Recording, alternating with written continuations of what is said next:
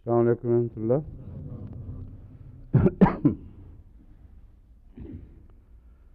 اعوذ باللہ من الشیطان الرجیم، بسم اللہ الرحمن الرحیم۔ وَاعْبُدُوا اللَّهَ وَلَا تُشْرِكُوا بِهِ شَيْئًا وَبِالْوَالِدَيْنِ إِحْسَانًا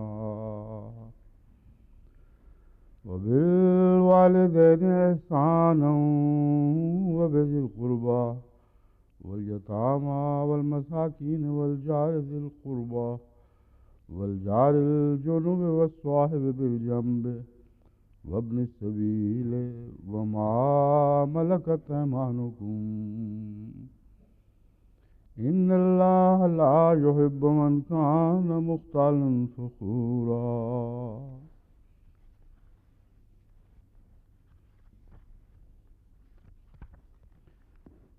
کل کے درس کے اختتام پر میں نے اس آیت کریمہ سے استنباط کیا تھا کہ اس میں ذی القربیٰ کے اندر لازماً میاں اور بیوی کے تعلقات شامل ہونے چاہیے، کیونکہ ایک ایسی مکمل فہرست جس میں جانوروں تک کا ذکر ہو، ہر چیز جو انسان کے تعلق میں کسی لحاظ سے بھی اس کے تعلقات کے دائرے میں آئے، وہ ہر چیز مذکور ہو، مسافر بھی مذکور ہو، اور وہ صورت جو خاص طور پر میاں بیوی کے تعلقات کو بڑی تفصیل سے بیان کر رہی ہے، وہ اس موقع پر میاں بیوی کے تعلق ہی کو چھوڑ جائے،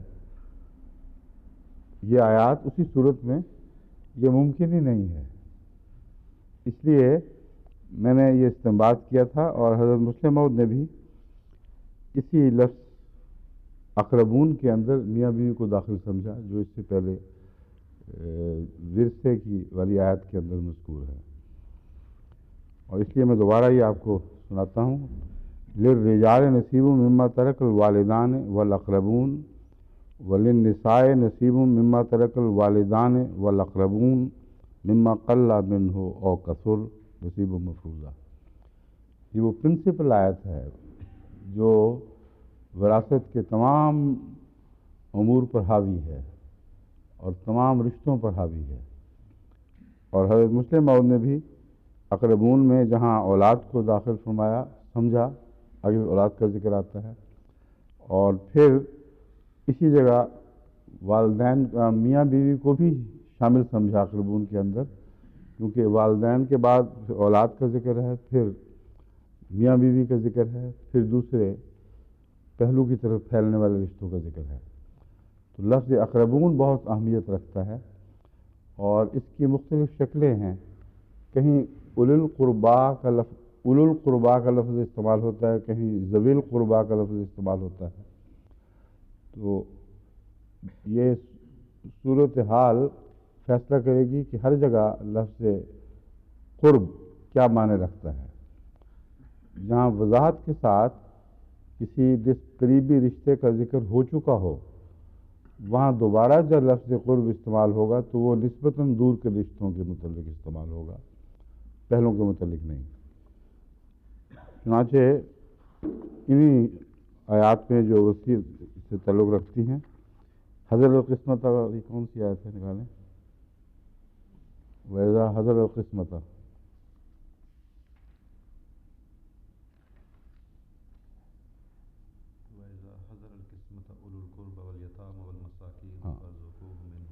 وَإِذَا حَضَرَ الْقِسْمَةَ أُولُو الْقُرْبَى وَالْيَتَامَى وَالْمَسَاكِينَ میں لفظ اولو القربا استعمال ہوا ہے، اقربون نہیں ہوا اور ذوی القربا نہیں ہوا، لیکن اس سے پہلے چونکہ یہ اقرب والے رشتے سارے بیان ہو چکے ہیں، اس لیے اذا حضر القسمتہ میں وہ بیٹے اور بیٹیاں اور بہنیں اور بھائی اور میاں اور بیوی یہ مراد نہیں ہے، کیونکہ وہ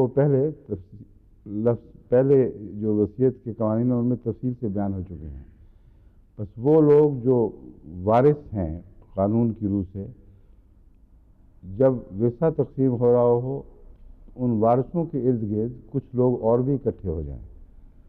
یہاں اولو القربا سے مراد نہ بیٹے ہیں، نہ بیٹیاں، نہ میاں بیوی وغیرہ، بلکہ دیگر قرب کا تعلق رکھنے والے رشتہ دار جو براہ راست قانوناً ورثہ نہیں پاتے۔ تو اس لیے موقع محل کے مطابق لفظ قرب کی تشریح ہوگی، اور اس آیت میں چونکہ جیسا کہ میں نے بیان کیا ہے ہر قسم کے تعلقات پر روشنی ڈالی جا رہی ہے، اس لیے یہاں لفظ قریب کے اندر یا ذی القربا کے اندر لازماً وہ سارے رشتے شامل سمجھنے چاہیے جو وراثت والی آیت میں اقربون کے تابع بیان ہوئے ہیں، اور ان میں میاں بیوی کا رشتہ بھی موجود ہے اور اولاد بھی موجود ہے۔ اب صرف میاں بیوی کی بحث نہیں ہے، بالوالدین احسانا وبذی القربا، اگر ذی القربا کے لفظ کو عمومی رشتہ داروں تک ہی محدود سمجھا جائے تو اولاد بھی نکل جائے گی۔ اس لیے اولاد کے تعلقات کہاں گئے؟ حالانکہ جہاں والدین کے تعلقات کی بحث آتی ہے قرآن کریم میں، وہاں اولاد کی تعلقات کی بھی آتی ہے۔ پھر احسان کی بات ہو رہی ہے، اور قرآن کریم نے میاں بیوی کے تعلقات کے قطع ہونے کے لیے خصوصیت سے لفظ احسان استعمال فرمایا ہے۔ احسان امساکم بمعروف اور تسریح باحسان، یعنی اتنا احسان کا خیال ہے کہ فرمایا کہ جب تک رہو اکٹھے معروف طریق کے مطابق رہو، مگر جب جدا ہو تو معروف سے بڑھ کر احسان کا معاملہ کرتے ہوئے جدا ہو۔ بہت ہی خوبصورت تعلیم ہے اور بہت ہی اعلیٰ درجے کی، جو اس صورتحال کے بالکل برعکس ہے جو ہم علیحدگی کے وقت دنیا میں پاتے ہیں۔ دنیا میں جب تک اکٹھے ہوں اگر اختلاف بھی ہوں تو کچھ نہ کچھ گزارا ہو ہی جاتا ہے، اور معروف کا کچھ لحاظ رکھتے ہیں۔ جب فیصلہ ہو جائے علیحدہ ہونے کا تو پھر وہ پل پڑتے ہیں ایک دوسرے کے نقائص پر، اور کھوج لگا کے بھی ابھارتے ہیں، اور وہ جو ایک دوسرے کے راز تھے ان کو بھی اچھالتے ہیں۔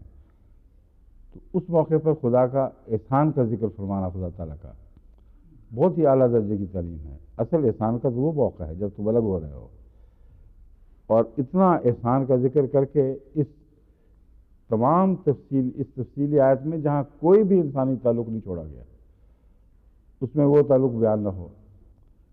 اس لیے میں دہرا رہا ہوں، اصرار کے ساتھ دہرا رہا ہوں کہ یہاں ذی القربا میں لازماً میاں بیوی کے تعلقات بھی داخل ہیں، اور ماں باپ کے اپنی اولاد سے تعلقات اور ذمہ داریاں بھی داخل ہیں۔ ان سب میں احسان کا معاملہ کرو۔ ماں باپ کے جو فرائض ہیں اپنی اولاد کے لیے، اس کے متعلق تو حدیثیں اکٹھی نہیں نہ ہوئی ابھی تک، وہ بھی منگوا لیں اس کے بعد صحیح۔ اب میں واپس آتا ہوں ذی القربا والی بحث کی طرف، اور اس میں کچھ میں نے احادیث کی روشنی میں باتیں بیان کر دی تھیں۔ اب میں میاں بیوی کے تعلقات کے ضمن میں احسان کیا ہونا چاہیے، کیا تقاضے ہیں دونوں کے ایک دوسرے پر، ان کی مثالیں احادیث کی روشنی میں کھولتا ہوں۔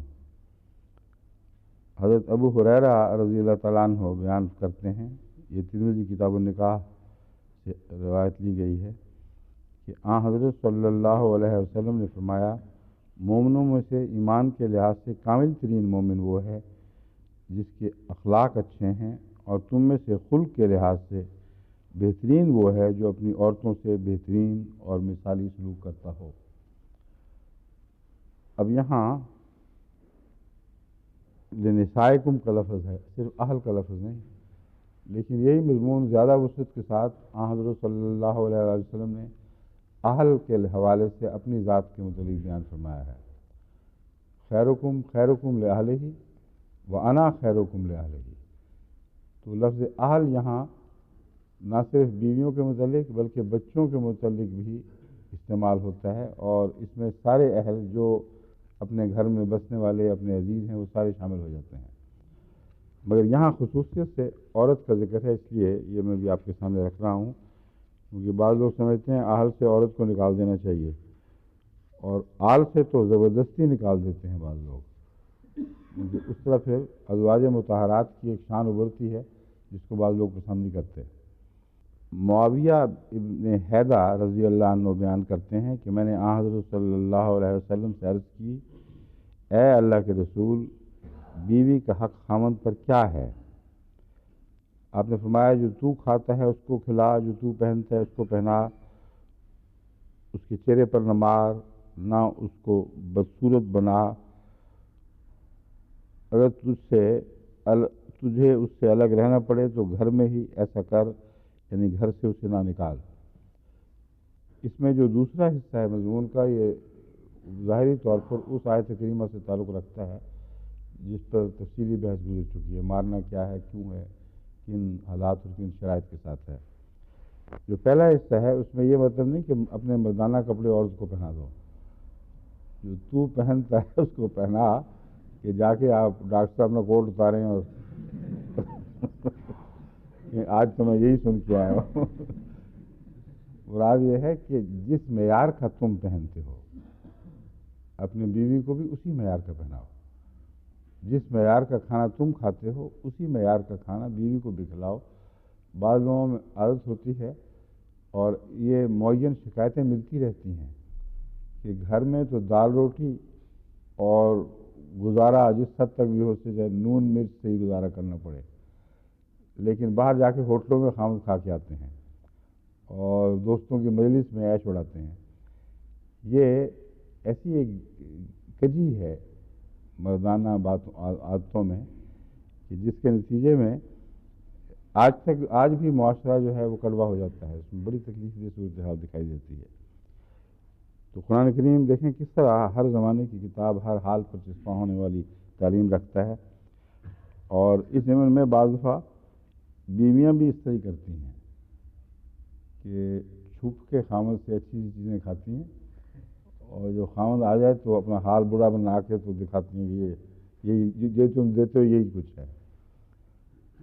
اس کے متعلق ایک لطیفہ بھی آتا ہے جو اس لیے بتا رہا ہوں کہ ایسے واقعات حقیقتاً ملتے ہیں اور مثالیں بھی دی جاتی ہیں۔ ایک عورت تھی جس کو عادت تھی کہ اپنے خاوند کو تو چھوڑ بچوں سے بھی چھپا کے کھاتی تھی، اچھی اچھی چیزیں کھانے کی نکال کے وہ چولہا جو ٹھنڈا ہو جائے اس کے اندر چھپا کے آگے کر دیا کرتی تھی، اور جب کھانا کھلاتی تھی بچوں کو تو بچے ایک کال سے کہتے تھے کہ اماں اپنے لیے بھی کچھ رکھ، کہ چھٹ پڑے مانو ماں پہ ہی چولہے بچ ماں کا کیا ہے، ماں تو چولہے میں پڑی رہتی ہے اور کھانا اس کا چولہے میں ہوتا تھا۔ تو ایسی مائیں بھی ہوتی ہیں، ایسے باپ بھی ہوتے ہیں، اور یہ ساری ناانصافیاں ہیں اور بدخلقیاں ہیں۔ جب رفاقت ہو زندگی کی تو ہر چیز میں رفاقت ہونی چاہیے، کھانے میں بھی بہترین کھانے کے وقت سب سے پہلے بیوی کا خیال آنا چاہیے، اور بہترین کھانے کے بعد بیوی کو بھی سب سے پہلے خاوند کا خیال آنا چاہیے، اور اسی طرح بچوں اور عزیزوں کا۔ اور یہ اعلیٰ درجے کا احسان ہے جس کو قرآن کریم نے لفظ احسان کے تابع بیان فرمایا، اور حضرت صلی اللہ علیہ وسلم نے اس کی تشریح فرمائی۔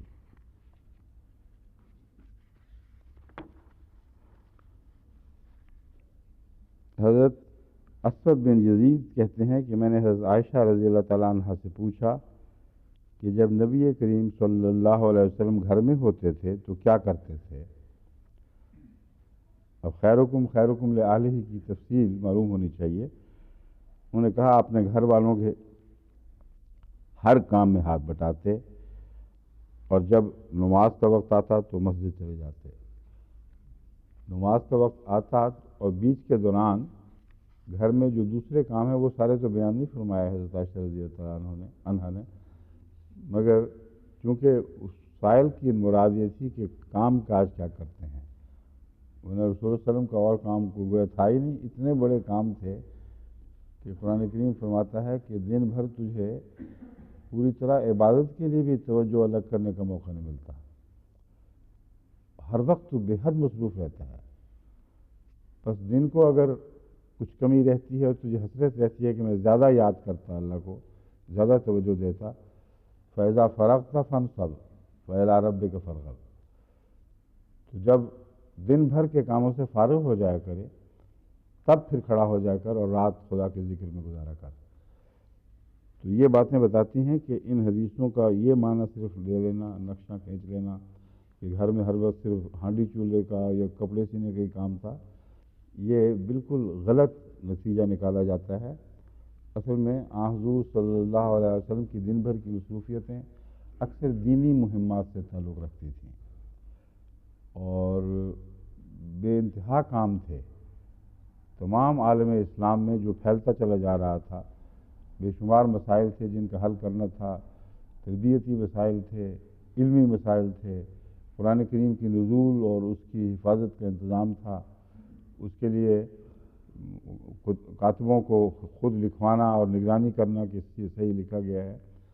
تو یہ جو حدیثیں پیش کی جاتی ہیں بعض دفعہ ان کو زیادہ ہی اتنا اچھال دیا جاتا ہے کہ لوگ سمجھتے ہیں بس یہی رسول صلی اللہ علیہ وسلم گھر میں کام تھا، کپڑے سی رہے ہیں بیٹھے یا بیوی کی مدد کر رہے ہیں۔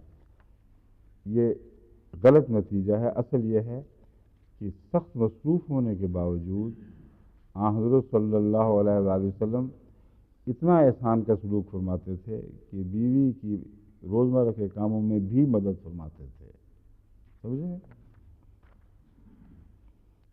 حضرت عائشہ رضی اللہ تعالی عنہا کی روایت ہے کہ رسول اللہ صلی اللہ علیہ وسلم اپنے جوتے خود ٹانک لیتے تھے، یعنی ادھرے ہوئے جوتے ٹھیک کرنے کے لیے جو بھی طریق تھا اس زمانے میں اس کو استعمال فرماتے، اپنے کپڑے خود سی لیتے تھے، اپنے گھر میں وہ سب کام کرتے جو آدمی گھر میں کرتا ہے۔ آدمی گھر میں کرتا ہے والی بات تو مجھے سمجھ نہیں ہے، اکثر نہیں کرتے گھر میں یہ کام، بلکہ وہ جو کچھ بھی ہے پھٹا پرانا جو اٹھا کے بیوی کے منہ پہ مارتے ہیں کہ چلو اس کو ٹھیک کرو، میں جانا میں زیادہ مصروف ہوں، مگر رسول اللہ صلی اللہ علیہ وسلم کرتے تھے۔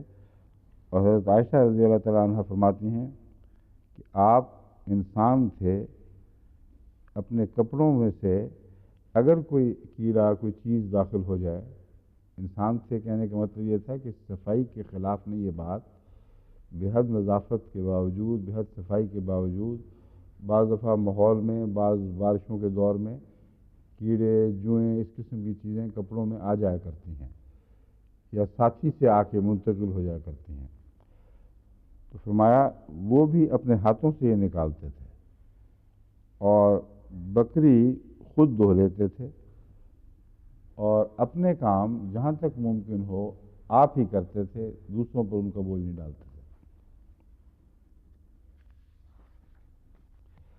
حضرت ابو ہریرہ رضی اللہ تعالیٰ عنہ بیان کرتے ہیں کہ حضرت صلی اللہ علیہ وآلہ وسلم نے فرمایا، مومن کو اپنی مومنہ بیوی سے نفرت اور بغض نہیں رکھنا چاہیے، اگر اس کی ایک بات اسے ناپسند ہو تو دوسری بات پسندیدہ ہو سکتی ہے۔ یعنی بعض دفعہ بعض عورتوں کی بعض کمزوریوں کی وجہ سے، خواہ وہ جسمانی ہوں یا عادت سے تعلق رکھنے والی ہوں، بعض مردوں کا دل اتنا اچاٹ ہو جاتا ہے کہ گویا وہ عورت ان کے لیے روزمرہ ایک مصیبت کا موجب بنی رہتی ہے۔ جذباتی طور پر جب بھی واسطہ ہو وہ کہتے ہیں یہ کیا مصیبت گلے پڑ گئی۔ رسول اللہ صلی اللہ علیہ وسلم نے فرمایا ہے کہ ایسا نہ کرو اور اس سے بچنے کی ایک اعلیٰ ترکیب بھی بیان فرما دی۔ آپ نے فرمایا اگر تم ہمیشہ ایک دوسرے کی عیوب پر نگاہ رکھو گے، مثلا میاں اپنی بیوی کے کسی عیب پر نگاہ رکھے گا تو پھر وہ نگاہ رکھنا آہستہ آہستہ ایک دائمی بغض میں تبدیل ہو جائے گا۔ اور بعض عورتوں کی طلاق محض اس وجہ سے ہوئی کہ خاوند کے کھانے کا انداز ایسا تھا جو وہ نسبتاً زیادہ نفیس عادت کی بیوی تھی، برداشت نہیں کر سکتی تھی۔ اور رسول اللہ صلی اللہ علیہ وسلم فرماتے ہیں کہ اتنی کم حوصلگی نہیں دکھانی چاہیے، کوشش کرو اصلاح کی، مگر اگر نہ بھی ہو تو یہ دیکھو کہ خوبیاں تو بہرحال اور بھی ہیں اس شخص میں، بیوی میں نقائص ہی تو نہیں ہیں، خوبیاں بھی ہیں، تو خوبیوں کو سراہا کرو، اس کی وجہ سے جو تعلق کا مسئلہ پیدا ہو گیا، الجھن پیدا ہو گئی ہے، وہ حل ہو جائے گا مسئلہ، اور تمہیں وہ چیز اچھی بھی لگنے لگے گی۔ اور یہ گہرا نفسیاتی نقطہ ہے جو قانون کی طرح کام کرتا ہے. توجہ کی بات ہے. ہر محبت کرنے والا بعض نقائص جانتے ہوئے بھی ان کو نظر انداز کرتا ہے، کیونکہ ناممکن ہے کہ ہر شخص محض خوبیوں کا مرقع ہو. ہر نفرت کرنے والا اگر تو نظر پھیرے تو اس کو اسی نفرت کے آبجیکٹ میں، آبجیکٹ کو کیا کہیں اردو میں، نفرت کا اس کی وجہ نفرت ہے جو شخص بھی، اس کے اندر وہ خوبیاں بھی پائے گا. بس بعض توجہ کو پھیرنے سے اچانک دل کی کیفیات بھی بدل جاتی ہیں.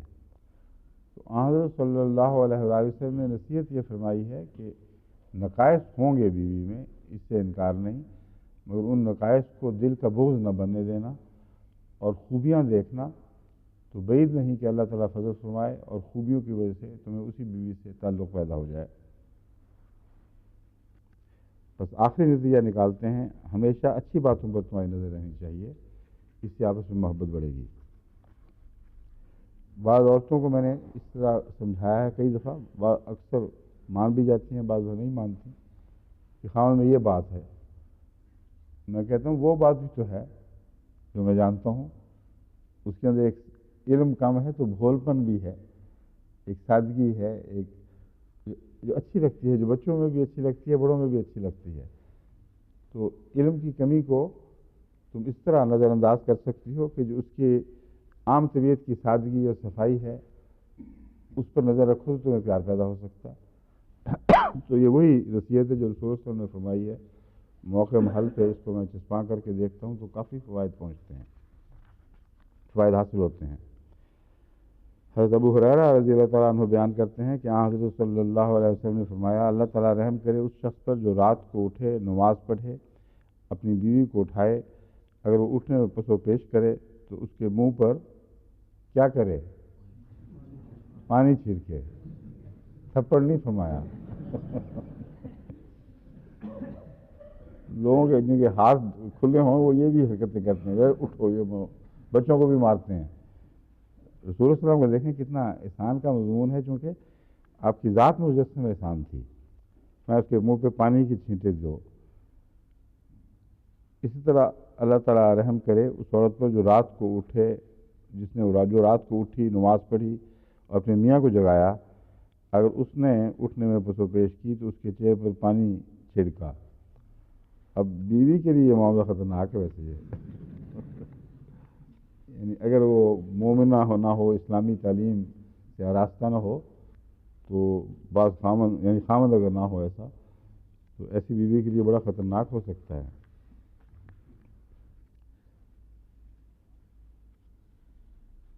حضرت ابن عباس رضی اللہ تعالیٰ عنہ سے روایت ہے، یہ بخاری سے حدیث لی گئی.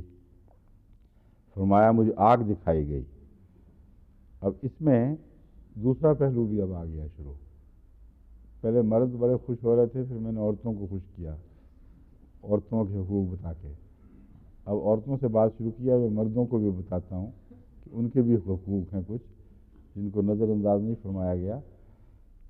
حضرت ابن عباس سے روایت ہے، اور یہ روایت وہ ہے جو دل ہلا دینے والی ہے کہ رسول اللہ صلی اللہ علیہ وسلم نے فرمایا مجھے آگ دکھائی گئی، میں نے اس میں اکثر عورتوں کو مبتلا پایا،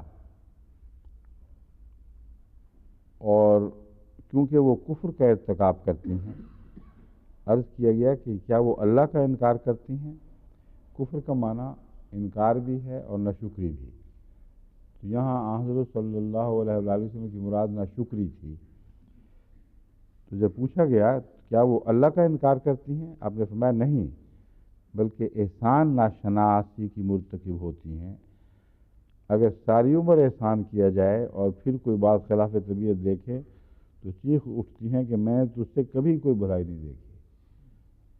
اب یہ ایک ایسی بات ہے جو واقعتاً عورتوں کی کمزوری ہے، جو ہم نے کئی دفعہ دیکھی ہے. جتنا مرضی اس سے احسان کا سلوک کرتے رہو ساری عمر، کبھی ایک دفعہ کوتاہی ہوگی تو کہتے ہیں جو تمہارے گھر تو ہم نے سکون دیکھا ہی کچھ نہیں، ہمیشہ یہی رہا ہے، ہمیشہ یہی مصیبت. یہ بہت خطرناک بات ہے. اور جہنم میں زیادہ دیکھنا یا آگ میں دیکھنا، یہ مضمون ہے جو غور طلب ہے۔ عام طور پر تو یہی مراد لی جاتی ہے کہ جہنم میں عورتیں زیادہ ہوں گی، جو ایک دل ہلا دینے والی بات ہے۔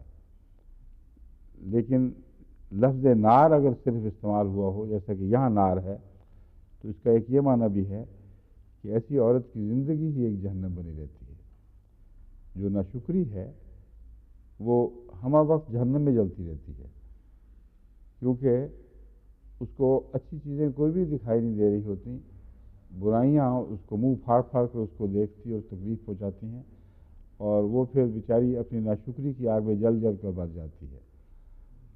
اور شکر گزار ہونا اور ناشکرہ ہونا دونوں میں زمین آسمان کا فرق ہے۔ ایک شکر گزار شخص انہی حالات میں جنت پا لیتا ہے جن حالات میں ایک ناشکرہ جہنم کے سوا کچھ حاصل نہیں کرتا۔ تو جو بھی اس کے معنی ہوں، یہ ہوں یا وہ ہوں، اس دنیا میں بھی اور اس دنیا میں بھی ناشکری کی جزا تو آگ بارہا بیان کی گئی ہے۔ اس لیے اگر وہ بھی مراد ہے تو بہت ہی خطرناک ایک چیز ہے، اور یہ وہ بات ہے جو رسول اللہ صلی اللہ علیہ وسلم کی طبیعت کے برعکس ہے اس بات کا کہنا، کیونکہ حضرت صلی اللہ علیہ وآلہ وسلم نے جو 3 باتیں بیان فرمائیں، جن میں فرمایا میری آنکھوں کی ٹھنڈک ہے، ان میں ایک عورت کو بھی بیان فرمایا، اور عورت کو ایک خوشبو کے ساتھ رکھا ہے۔ اس حدیث پر میں تفصیل سے روشنی ڈال چکا ہوں پہلے۔ تو یہ وہ بعض ایسے امور ہیں جن سے صاف پتہ چلتا ہے کہ حضرت صلی اللہ علیہ وآلہ وسلم کوئی بات اپنے نفس سے نہیں کرتے تھے، بلکہ بین ہی حقائق پر رہتے ہوئے بات فرماتے تھے، خواہ نتیجہ پسند ہو یا ناپسند ہو۔ ورنہ رسول اللہ صلی اللہ علیہ وسلم کا اتنا پیار عورتوں سے، اور اتنا لحاظ، اتنا احسان کا سلوک، اتنا ان کی کمزوریوں سے درگزر کرنے کا رجحان، یہاں تک کہ فرمایا کہ عورت کو خواہ ٹیڑھی بھی ہو، اتنا سیدھا کرنے کی کوشش نہ کرنا کہ ٹوٹ ہی جائے۔ یاد رکھو پسلی سے پیدا کی گئی ہے، پسلی میں ایک خم ہے، اور اس خم کو سیدھا نہیں کیا جا سکتا، سیدھا کرو گے تو ٹوٹ جائے گا، اور سیدھا کرنا ہے بھی بیوقوفی، کیونکہ خم میں بھی ایک حسن ہے۔ وہ جو پسلی کے خم کا حسن ہے وہ سیدھی ہڈی میں نہیں ہے۔ تو حضرت صلی اللہ علیہ وسلم اتنے باریک لطیف انداز میں خواتین کی خوبیوں کو بھی بیان فرماتے ہیں۔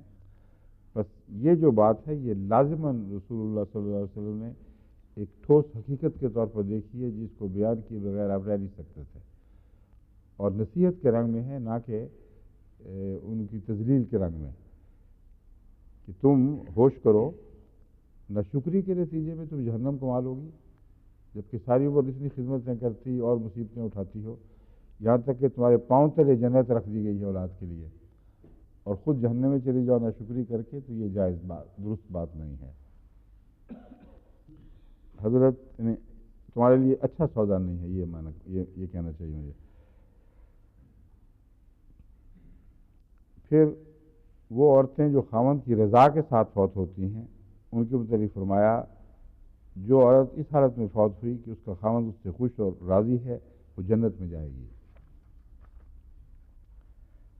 بخاری کی ایک حدیث ہے، اس میں حضرت ابو ہریرہ بیان کرتے ہیں کہ حضرت صلی اللہ علیہ وسلم نے فرمایا عورتوں کی بھلائی اور خیر خواہی کا خیال رکھو، کیونکہ عورت پسلی سے، وہی آ گئی ہے حدیث کا ذکر کر رہا تھا، کیونکہ عورت پسلی سے پیدا کی گئی ہے، یعنی اس میں پسلی کی طرح خم ہے۔ فرمایا ہے ان آوج ما فی الذل اعلیٰ ہو، اور جو پسلی کا سب سے اعلیٰ حصہ ہے وہ خمدار بھی زیادہ ہوتا ہے۔ اب یہ کیوں بیان فرمایا؟ یہ بتانے کے لیے کہ اس کی کمی کجی میں ایک حسن بھی ہے، اور جتنی زیادہ تمہیں بعض صورتوں میں کجی دکھائی دیتی ہے، وہاں حسن بھی اتنا ہی نمایاں اور اعلیٰ درجے کا ہوگا۔ تو یہ یاد رکھنا، اور یہ ایک ایسی بات ہے جس کا نخرے اشفا وغیرہ سے تعلق ہے، پر ضروری نہیں کہ ناشکری ہی ہو عورت کی طرف سے۔ بعض دفعہ محبت کے اظہار میں عورت نخرے کرتی ہے، اشکوں سے کام لیتی ہے، دنیا بھر کی شاعری سے بری پڑی ہے۔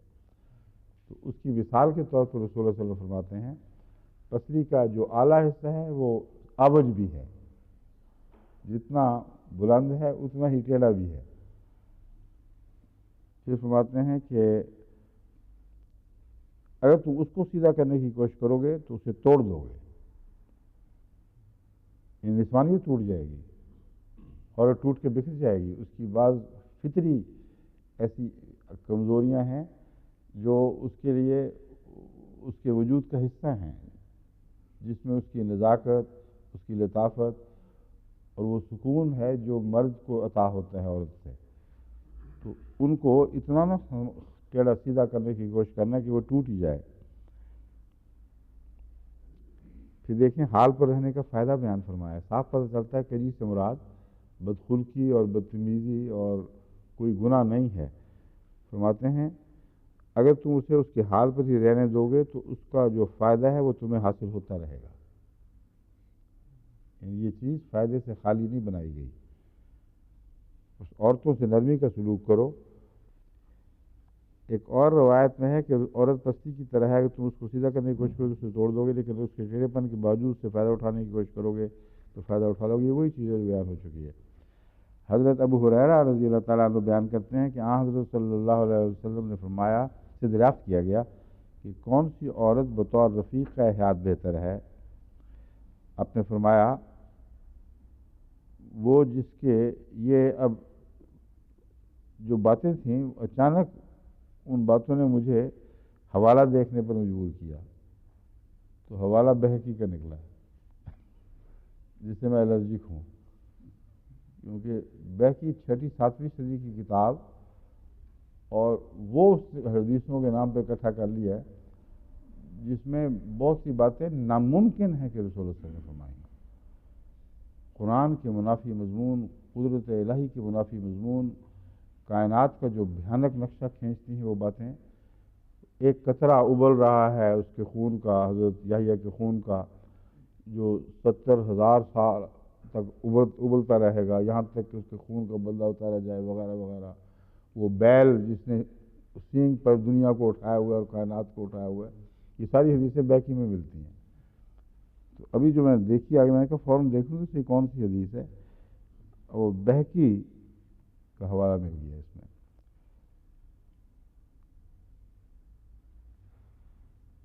باتیں تو ایسی عجیب، زیادہ عجیب نہیں، مگر طرز بیان مجھے لگتی تھی کہ رسول اللہ صلی اللہ علیہ وسلم کی نہیں لگتی، اس لیے چھوڑ ہی دیتا ہوں اس کو۔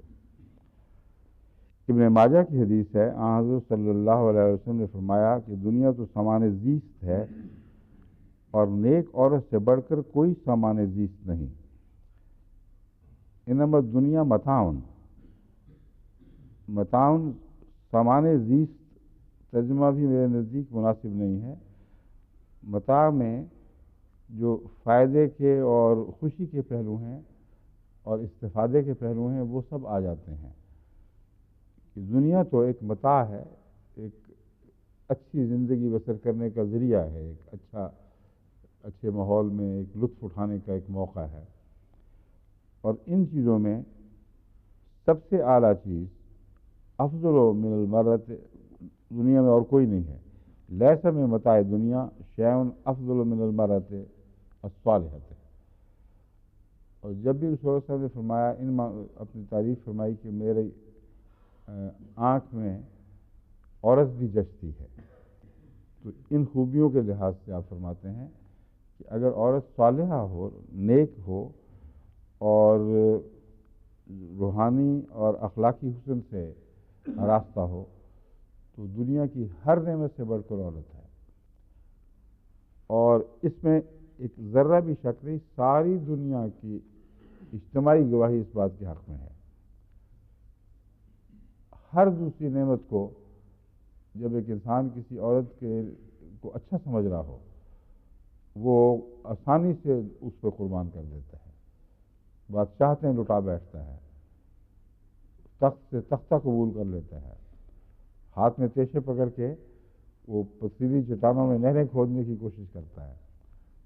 تو یہ جو انسانی فطرت ہے اس کا اظہار ہے کہ عورت اگر اچھی ہو تو زندگی کی وہ ہر متاع جس کی خاطر انسان جیتا ہے، محنت کرتا ہے، اس سے بہتر چیز ہے۔ حضرت بخاری کی حدیث ہے، اب حضرت انس بن مالک بیان کرتے ہیں کہ غزوہ عصفان سے واپسی کے وقت ہم حضرت صلی اللہ علیہ وسلم کے ہمراہ تھے۔ حضور کے پیچھے اونٹنی پر حضرت صفیہ بیٹھی ہوئی تھی۔ اونٹنی کے ٹھوکر کھانے کی وجہ سے دونوں گر پڑے۔ ابو طلحہ حضور کو سہارا دینے کے لیے لپکے۔ حضور نے فرمایا، عورت کا خیال کرو۔ عظمت اور مقام اور مرتبے کے لحاظ سے کوئی نسبت ہی نہیں، رسول اللہ صلی اللہ علیہ وسلم کے ساتھ کسی ازواج میں سے کسی اور کو نسبت ہی کوئی نہیں۔ تو لوگ دوڑتے ہیں اس عظمت کے پہلو سے اس کی طرف جو زیادہ قابل قدر وجود ہے، مگر یہ ایک جسمانی حادثہ ہے۔ اس صورت میں رسول اللہ صلی اللہ علیہ وسلم فرماتے ہیں، عورت کا خیال کرو۔ یہ سنتے ہی ابو طلحہ منہ پر کپڑا ڈال کر حضرت صفیہ کے پاس آئے اور ان پر کپڑا ڈال دیا، یعنی خود چہرے پہ کپڑا ڈالا، اور تاکہ میں کسی ایسی حالت میں نہ دیکھوں جو گرنے کے وقت بے احتیاطی کی حالت ہوتی ہے، اور پھر پہلے کپڑا ڈالا، پھر جو بھی خیال کی صورت ہو سکتی تھی وہ میں نہیں سمجھتا کہ جسمانی طور پر آپ کو خیال کر سکتے تھے، یہی ہو سکتا تھا خیال جو کیا گیا، اور باقی پھر رسول اللہ صلی اللہ علیہ وسلم نے خود ہی پوچھا ہوگا۔ پھر ان دونوں کے لیے سواری کو درست کیا، اور حضرت صفیہ اس پر، رسول اللہ صلی اللہ علیہ وسلم اور حضرت صفیہ اس پر سوار ہو گئے۔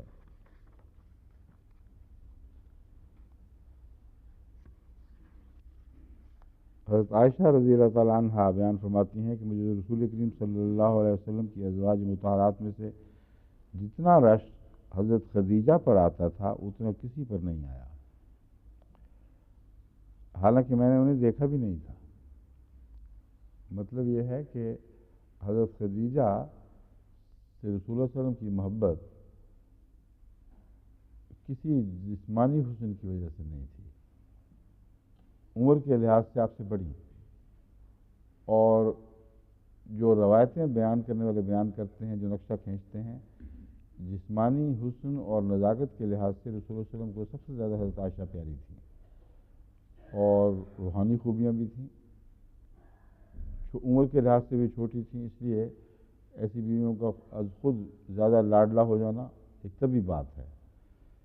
لیکن حضرت خدیجہ سے جو آپ کی وفات تھی، اس کے سامنے کسی اور بیوی کی کوئی حیثیت نہیں رہی، کبھی بھی نہیں ہوئی۔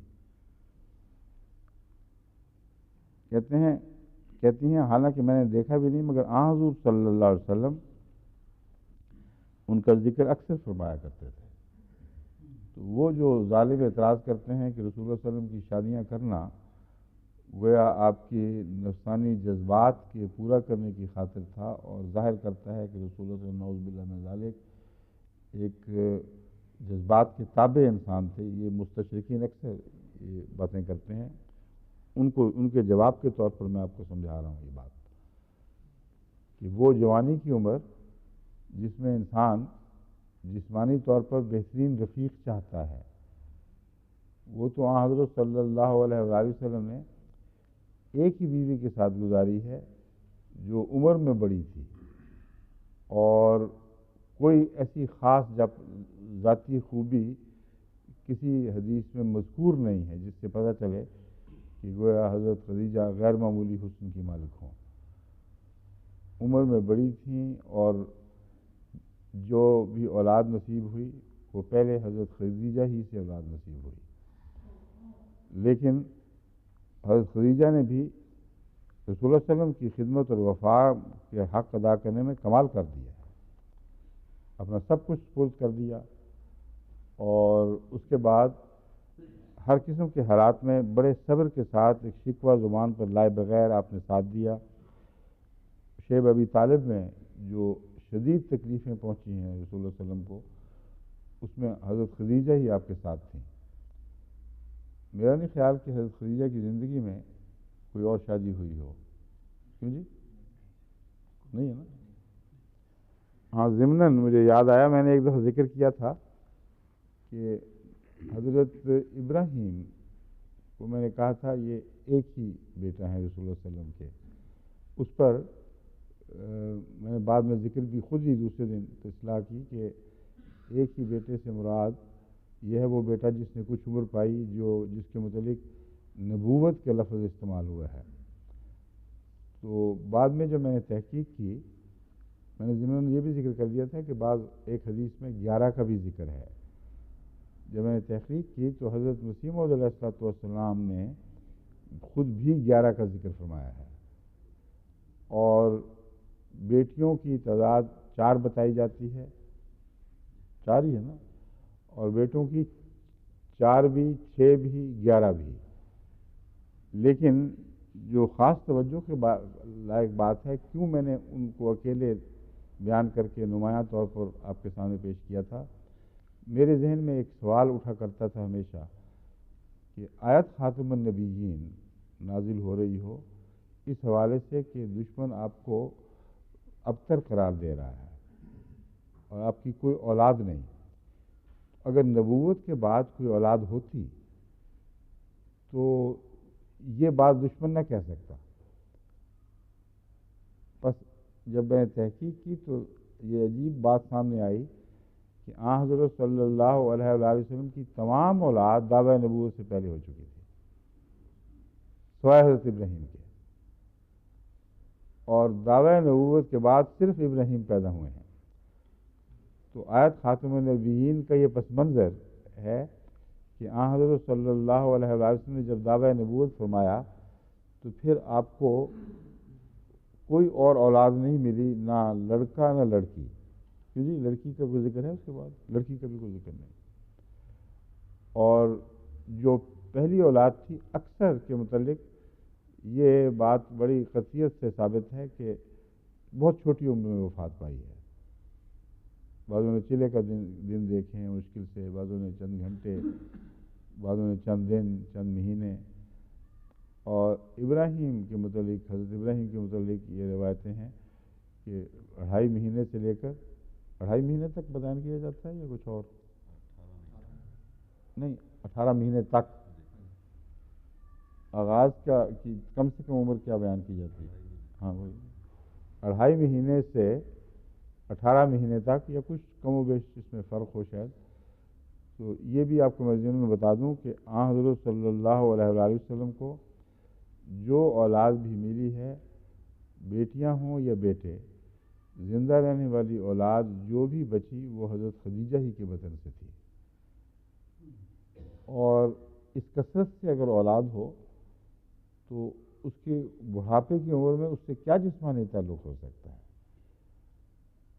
یعنی محض جسمانی تعلق تو اس کے لیے کوئی معنی نہیں رکھتا انسان کے لیے۔ بس حضرت صلی اللہ علیہ وسلم پر نفس کے تابع ہونے کا الزام ہر پہلو سے بالکل جھوٹا، لغو، اور آپ کی سیرت کا ہر پہلو اس الزام کو رد کرتا ہے، اور ازواج کی تاریخ بھی اس الزام کو رد کرتی ہے۔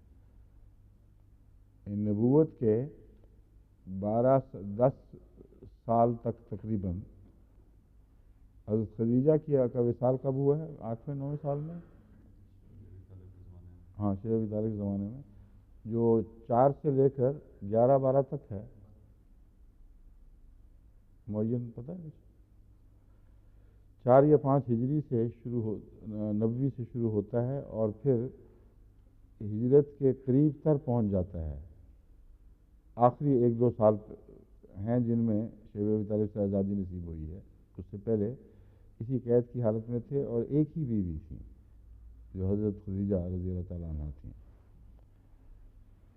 تو حضرت عائشہ یہ فرماتی ہیں کہ آپ کبھی بکری ذبح کرتے، پھر اس کا گوشت بنا لیتے تو اسے حضرت خدیجہ کی سہیلیوں کے پاس تحفۃ اظہار کرتے۔ جو پہلے بھی حدیث گزری ہے کہ جو فوت شدہ ہے اس سے پیار کا اظہار کرنا ہے تو اس کے تعلقات کے حقوق بعد میں بھی ادا کرتے چلے جاؤ۔ اس سے پتہ چلتا ہے کہ حضرت خدیجہ کی عادت تھی، یعنی ان کی سیرت پر روشنی پڑتی ہے، ورنہ رسول اللہ صلی اللہ علیہ وسلم نے یہ شرط لگائی ہو کہ جو مرحوم کرتا ہو وہی کیا کرو، یہ کر نہیں سکتے تھے کہ حضرت خدیجہ کے اندر یہ عادت نہ ہو، یہ سخاوت نہ ہو۔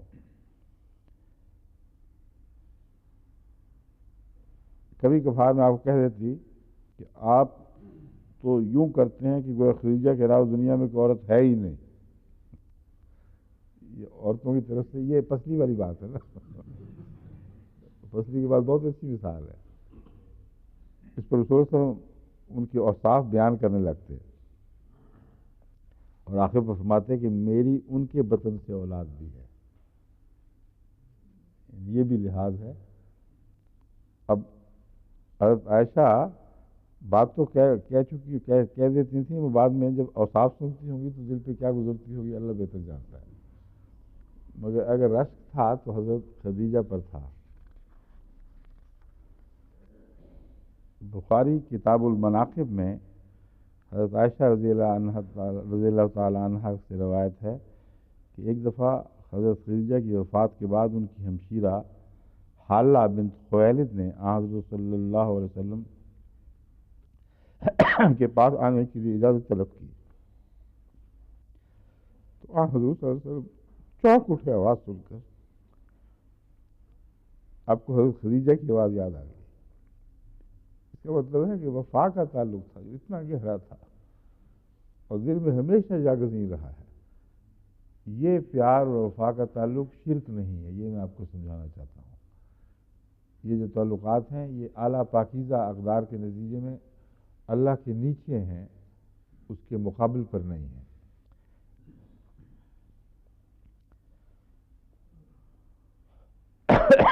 پھر آپ نے فرمایا بار خدا یہ تو حالہ ہے.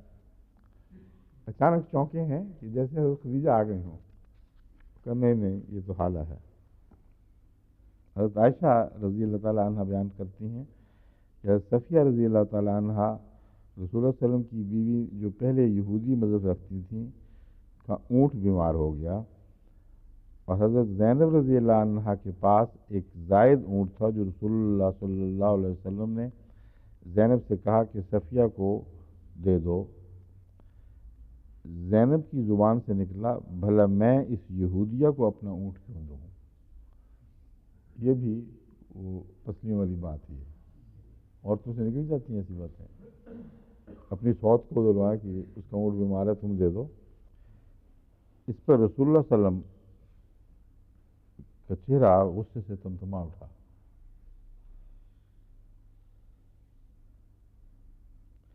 اور اتنا طبیعت پر گہرا اثر پڑا حضرت زینب کے اس قول کا کہ کچھ دیر تک آپ نے عملاً ان سے تعلق توڑے رکھا. تو رسول اللہ صلی اللہ علیہ وسلم کو تکلیف بھی پہنچتی تھی. اور اس موقع پر پسلی کی مثال دینا غلط ہے. یہ وہ ہے موقع جہاں واقعتاً عورت کی بعض کمزوریاں مرد کے لیے دکھ اور تکلیف کا موجب بنتی ہیں. میرے نزدیک خاص طور پر اس لیے کہ رسول اللہ صلی اللہ علیہ وسلم نے حضرت زینب سے اعلیٰ توقع رکھی، ورنہ یہ کبھی نہ کہتے. جانتے تھے کہ اور سوت پسند نہیں کرتی کہ اس کی سوکن کو اسی چیز جائے. تو اس تکلیف کا صدمے کی وجہ یہ ہے کہ اونچی توقع جس سے رکھی اس نے اس توقع کو پورا نہیں کیا. بخاری کتاب الصلاۃ میں مذکور ہے، حضرت ابن شہاب عروہ بن زبیر سے روایت کرتے ہیں کہ حضرت عائشہ رضی اللہ تعالیٰ عنہ بیان فرماتی ہیں مجھے وہ نظارہ یاد ہے کہ ایک دفعہ رسول کریم صلی اللہ علیہ وسلم میرے حجرے کے دروازے کے سامنے کھڑے تھے اور مسجد نبوی میں حبشی لوگ فوجی کرتب دکھا رہے تھے. حضرت صلی اللہ علیہ وسلم نے میرے لیے اپنی چادر سے پردہ کر رکھا تھا اور میں اس پردے کی اوٹ میں ان حبشیوں کے کرتب دیکھ رہی تھی. ایک تو یہ بھی مسئلہ فقہی حل ہوا کہ مردوں کی کھیلیں دیکھنا عورت کے لیے اگر وہ ایک دور کا تعلق ہو، ذاتی تعلق قرب کا نہ ہو تو ہرگز ناجائز نہیں ہے.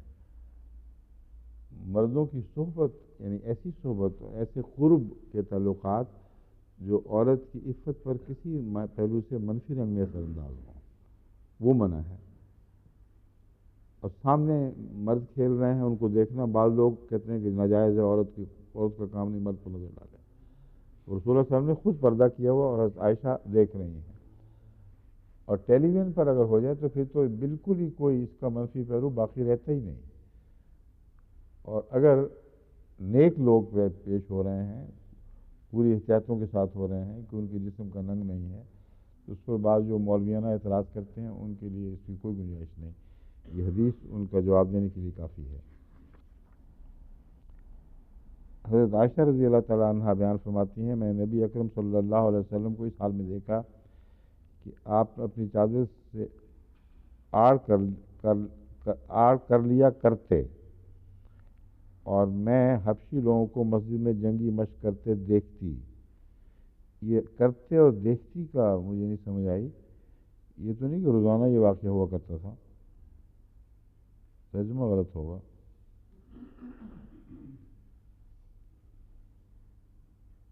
یہ ایک طرز بیان ہے، یسترنی بردائہ وانا انظر الی حبشۃ یلعبون فی المسجد، کہ میں یہ نظارہ دیکھتی ہوں بعض اوقات اپنے تصور میں کہ رسول اللہ صلی اللہ علیہ وسلم نے مجھے چادر سے ڈھانپا ہوا ہے، اس لیے یہ ترجمہ کرنا کہ وہ ہمیشہ چادر سے ڈھانپا کرتے تھے اور ہمیشہ حبشیوں کے کھیل دیکھا کرتی تھی، یہ درست نہیں ہے۔ ایک طرز بیان ہے کہ بسا اوقات میری آنکھوں کے سامنے وہ نظارہ آ جاتا ہے۔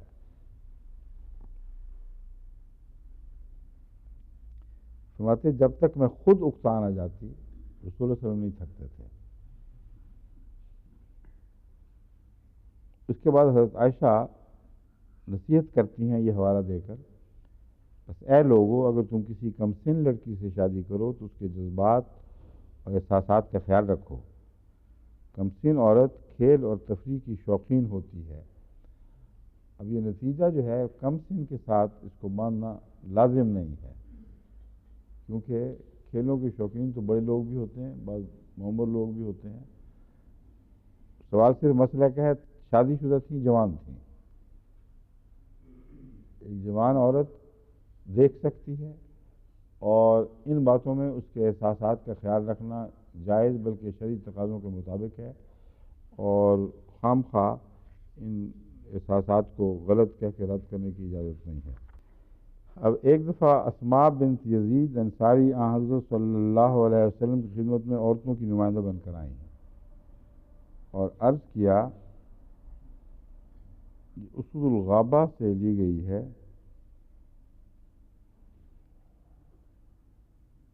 اس سے روایت کی حیثیت پر کوئی بحث نہیں ہے کہیں، کون سی ہے اب آگے مضمون بتا دے گا میرے خیال میں۔ عورتوں سے حضور کی خدمت میں حاضر ہوئی نمائندہ بن کر، اللہ تعالیٰ نے آپ کو مردوں اور عورتوں سب کی طرف مبعوث فرمایا ہے۔ ہم عورتیں گھروں میں بند ہو کے رہ گئی ہیں، اور مردوں کو یہ فضیلت اور موقع حاصل ہے کہ وہ نماز با جماعت، جمعہ اور دوسرے مواقع اجتماع میں شامل ہوتے ہیں، نماز جنازہ پڑھتے ہیں، حج کے بعد حج کرتے ہیں، اور سب سے بڑھ کر اللہ تعالیٰ کی راہ میں جہاد کرتے ہیں۔ اور جب آپ میں سے کوئی حج، عمرہ یا جہاد کی غرض سے جاتا ہے تو ہم عورتیں آپ کی اولاد اور آپ کے اموال کی حفاظت کرتی ہیں اور سوت کاٹ کر آپ کے کپڑے بنتی۔ یہ ساری روایت ہی بڑی عجیب ہے، اسی لیے میں نے شروع میں ہی دیکھ لیا تھا کہ حوالہ کیا ہے۔ کتنے حج کیے ہیں رسول اللہ صلی اللہ علیہ وسلم کی زندگی میں صحابہ نے، کیونکہ وہ اس کے بعد فتح مکہ کے بعد پھر 2 سال ہی آئے ہیں صرف، اور ایک حج جس کا ذکر ملتا ہے وہ حجۃ الوداع ہے۔ تو کسی عورت کا آخری دنوں میں یہ بات کرنا کہ یہ کرتے ہیں یہ کرتے ہیں، یہ کہانی لگتا ہے بنی ہوئی ہے۔ رسول اللہ صلی اللہ علیہ وسلم سے اتنی تفصیلی بحث عورتوں کا نمائندہ بن کے جا رہی ہے، وہ اس وقت تک ساری عورتیں قید ہیں 10ویں سال تک۔ یہ مجھے نہیں یہ قبول ہو رہی حدیث، اس لیے چیک کروائیں اس کو۔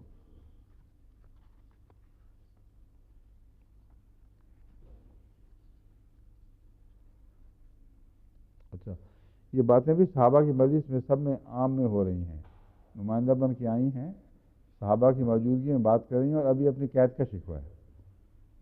یہ کیسے ہو سکتا ہے پھر، جہاں ایسی آزادی ہے عورت کو کہ مردوں کی مجلس میں دناتی ہوئی آئے اور آ کے شکوے کرے، وہ یہ شکوے کرے کہ ہم قید ہیں، تمبوؤں میں بند ہیں، یہ کیسے ہو سکتا ہے؟ تو رسول اللہ صلی اللہ علیہ وسلم نے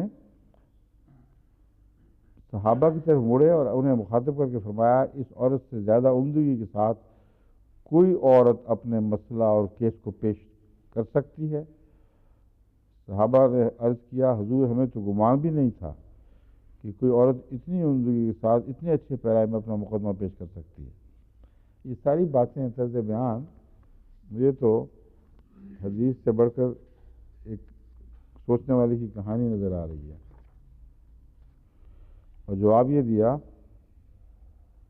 یہ نہیں بتایا کہ ان سب نیکیوں میں تم حصہ دار ہوتی ہو، جاتی ہو، مسجدوں میں بھی آتی ہو، پیچھے آ کے نمازیں پڑھتی ہو، اعتکاف میں بھی بیٹھتی رہی ہیں.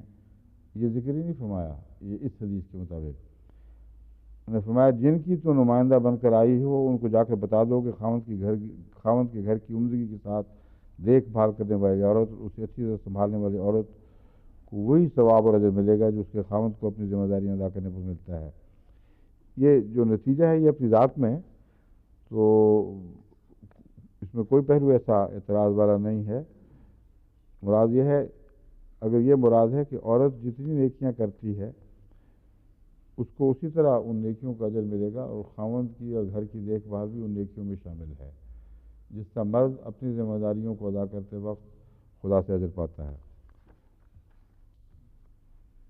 بس جہاں تک نتیجہ ہے اس میں کوئی ایسی بات نہیں ہے جس پہ کوئی حرف رکھا جا سکے، مگر طرز بیان مجھے مشکوک لگتی ہے.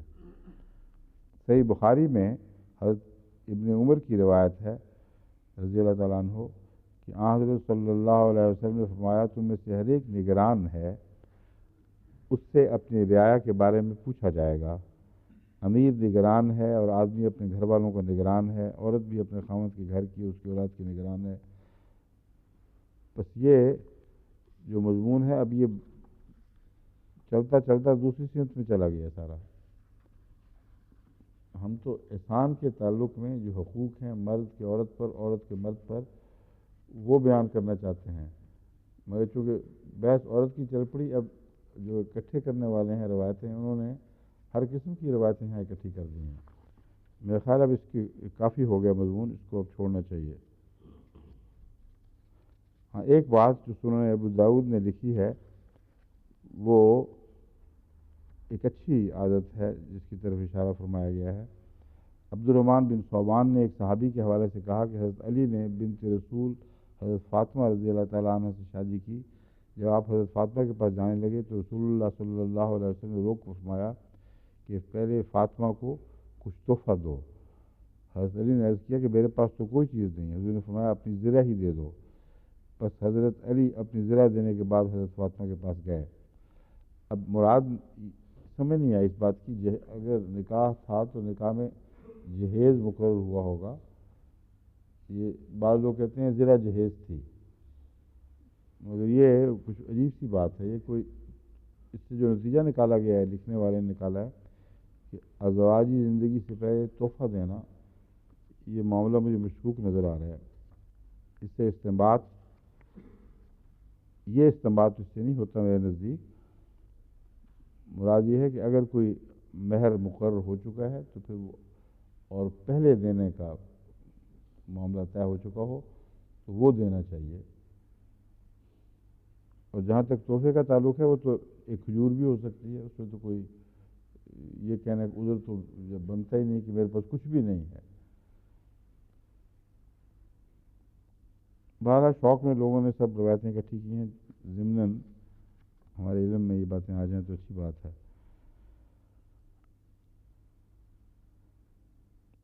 ابو مسعود انصاری سے روایت ہے اور یہ بھی بخاری سے حدیث لی گئی ہے کہ حضرت صلی اللہ علیہ وسلم نے فرمایا کہ جب مسلمان اپنے اہل پر ثواب سمجھتے ہوئے خرچ کرتا ہے تو وہ خرچ کرنا نیکی ہے. ایک سنن ابی داؤد کی حدیث ہے جس سے یہ پتہ چلتا ہے کہ دو بیویوں میں سے ایک کی طرف جھکنے والا قیامت کے دن ایک خام وجود کی صورت میں اٹھے گا. مطلب یہ نہیں کہ لفظی طور پر جیسا کہ حدیث میں آتا ہے اس کا دھڑ ایک طرف جھکا ہوا ہوگا اور آدھا دھڑ گرا ہوا ہوگا، یعنی آدھا فالج زدہ ہوگا. یہ ایک روحانی مثال ہے جو جسمانی مثال کی صورت میں پیش کی جا رہی ہے. اسے بین ہی جسمانی مثال سمجھنا درست نہیں ہے۔ مراد صرف اتنا ہے کہ اس کا وجود جنت میں وہ صحت، اس صحت کے ساتھ داخل نہیں ہوگا جس صحت کے ساتھ انصاف کرنے والے داخل ہوتے ہیں۔ اور کیونکہ جہنم تو فرمایا نہیں، آدھا فرمایا ہے، لیکن آگے پھر مسئلہ اٹھ کھڑا ہوگا کہ جنت میں وہ ٹیڑھے میڑھے آدھے لنگڑے داخل کیسے ہوں گے۔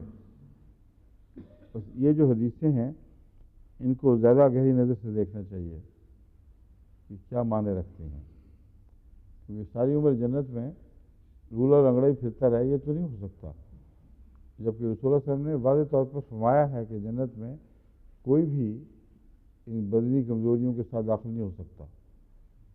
وہ حدیث جس میں ایک بڑھیا نے سوال کیا رسول اللہ صلی اللہ علیہ وسلم سے، تو آپ نے فرمایا کوئی بوڑھا جنت میں نہیں جائے گا، تو اس نے تو واویلا شروع کر دیا، مارے گئے ہم تو میں تو بڑھیا ہوں۔ اس پر رسول اللہ صلی اللہ علیہ وسلم پھر اس کو تسلی دی کہ نہیں، مراد یہ نہیں ہے کہ جو بھی جائے گا اللہ اسے جوان ہی داخل کرے گا۔ تو جنت میں امپرفیکٹ وجودوں کا کوئی ذکر نہیں مل سکتا۔ ہاں مراد یہ صرف اتنی مراد ہو سکتی ہے کہ اس کو وہ لطف نصیب نہیں ہوگا جنت کا جو منصف مزاج خاوند کو ہو سکتا ہے، اس سے آدھا لطف اٹھائے گا، پورا لطف نہیں اٹھا سکتا۔ یہ تو درجے جو کہ جنت کے ہیں یہ ممکن ہے۔ یہ لیں، ابھی میاں بیوی کے تعلقات بالقربہ میں آ گئے، اب الجار کی بحث لیتے ہیں۔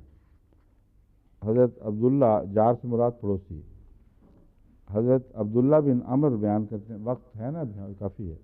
حضرت عبداللہ بن عمر بیان کرتے ہیں کہ رسول اللہ صلی اللہ علیہ وسلم نے فرمایا کہ اللہ تعالیٰ کے نزدیک ساتھیوں میں سے وہ ساتھی اچھا ہے جو اپنے ساتھی کے لیے اچھا ہو، اور پڑوسیوں میں سے وہ پڑوسی جو اپنے پڑوسی سے اچھا سلوک کرے۔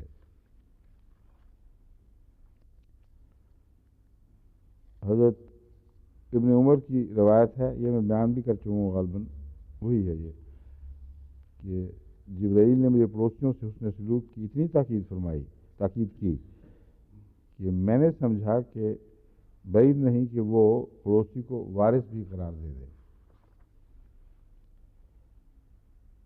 صحیح بخاری کی ایک حدیث ہے، ابو شریح سے روایت ہے کہ نبی صلی اللہ علیہ وسلم نے فرمایا، خدا کی قسم وہ مومن نہیں ہے، یہ وہی ہے جو کل میں نے بیان کر دی تھی، جس کے شر سے اس کا پڑوسی محفوظ نہیں۔ حضرت ابو ہریرہ رضی اللہ تعالیٰ عنہ بیان کرتے ہیں، اور یہ بخاری ہی کی حدیث ہے کہ حضرت صلی اللہ علیہ وسلم نے فرمایا، جو شخص اللہ تعالیٰ اور آخرت کے دن پر ایمان رکھتا ہے، یعنی سچا مومن ہے، وہ اپنے پڑوسی کو تکلیف نہ دے۔ جو شخص اللہ تعالیٰ اور آخرت کے دن پر ایمان رکھتا ہے، اپنے مہمان کا احترام کرے۔ یہ بھی بیان ہو چکی ہے، ہوئی تھی نا کل۔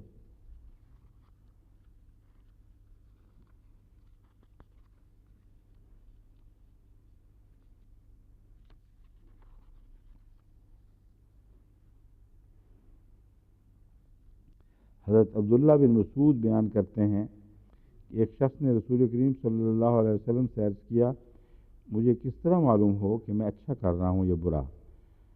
حضور نے فرمایا صلی اللہ علیہ وسلم کہ جب تم اپنے پڑوسیوں کو یہ کہتے ہوئے سنو کہ تم بڑے اچھے ہو تو سمجھ لو کہ تمہارا طرز عمل اچھا ہے، اور جب تم پڑوسیوں کو یہ کہتے سنو کہ تم بڑے برے ہو تو سمجھ لو کہ تمہارا رویہ برا ہے۔ مطلب یہ ہے کہ اگر پڑوسی تم سے شاکی ہیں تو پھر تم اچھے ہو ہی نہیں۔ لیکن یہ ایسا ایک قاعدہ کلیہ نہیں ہے کہ جس میں ہر پڑوسی کا ہر تبصرہ ضرور جائز ہی ہوگا، ورنہ ہمارا پڑوسی تو ہمیں بہت ہی برا سمجھتا ہے ہم تو مارے گئے ایسے ہوتے ہیں۔ مراد یہ ہے کہ عموماً اس لیے ویسے ہی بیان ہے جیسے کہا جاتا ہے زمان خلق کو نقارہ خدا سمجھو۔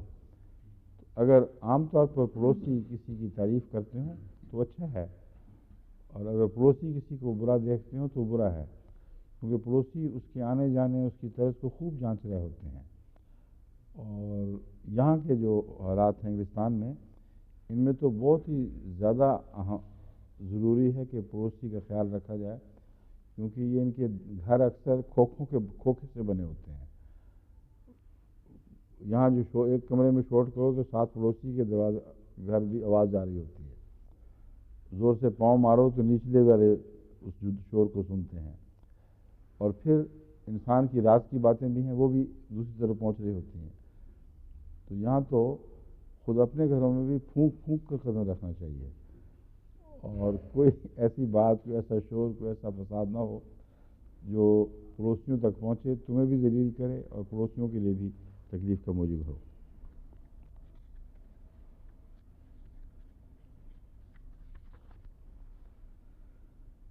یہ پڑوسی بھوکا نہ سوئے۔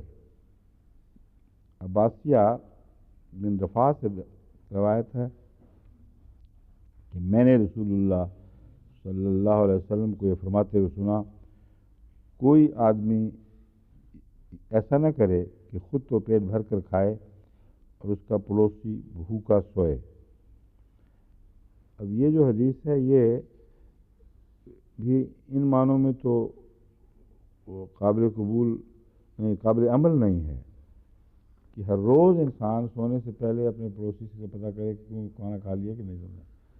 اتنا ہو سکتا ہے، نہ اس سے مراد ہے۔ مراد یہ ہے کہ اگر کسی کی ہمسائیگی میں غریب انسان ہو تو اس پر نظر رکھنی چاہیے۔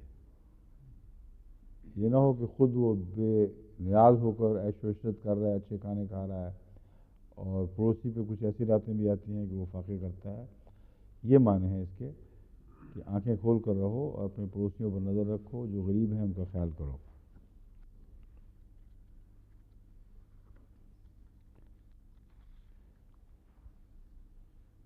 اب ایک نے سوال کی، حضرت عائشہ سے روایت ہے کہ میں نے رسول اللہ صلی اللہ علیہ وسلم سے پوچھا کہ میرے دو پڑوسی ہیں، ان میں سے کس کو تحفہ بھیجوں؟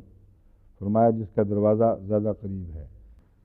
حضرت ابو ذر روایت کرتے ہیں کہ رسول اللہ صلی اللہ علیہ وسلم نے فرمایا، اے ابو ذر، جب تم کبھی اچھا سالن پکاؤ تو اس کا شوربہ کچھ زیادہ کر دیا کرو اور اپنے پڑوسیوں کا بھی خیال رکھو، یعنی کسی نہ کسی پڑوسی کو بھی اس میں سے سالن بھجواؤ۔